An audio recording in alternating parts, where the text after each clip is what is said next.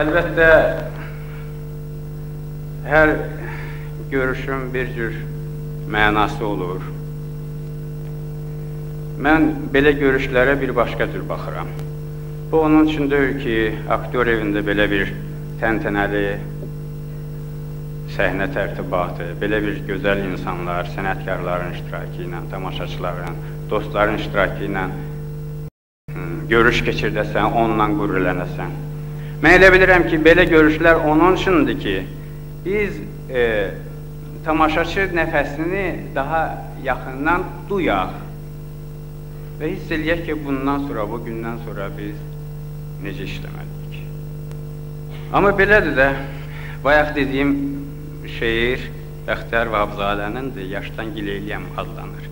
Əslində o belədir ki, 50-yə çatmışam, ancaq başımda uşaqlıq həvəsi hələ qalıbdır.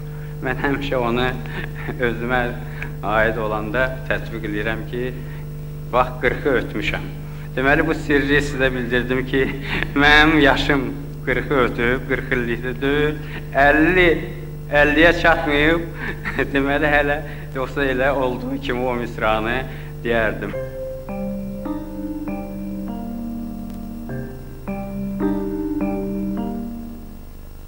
Mən onu günəşdən təmiz saxladım.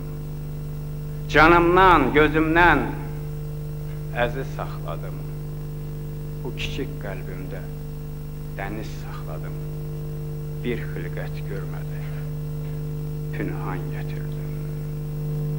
Ucuz tutmasınlar bu suatımı, hissimi, duyğumu, ehsasatımı, mən öz varlığımı, öz həyatımı, doğma qardaşıma qurban gətirdim. Ürək daş deyildir, bir parça ətdir və onu yaşadan hansı qüdrətdir? Bir arzu, bir ümid, bir məhəbbətdir. Mən o məhəbbətdən nişan gətirdim.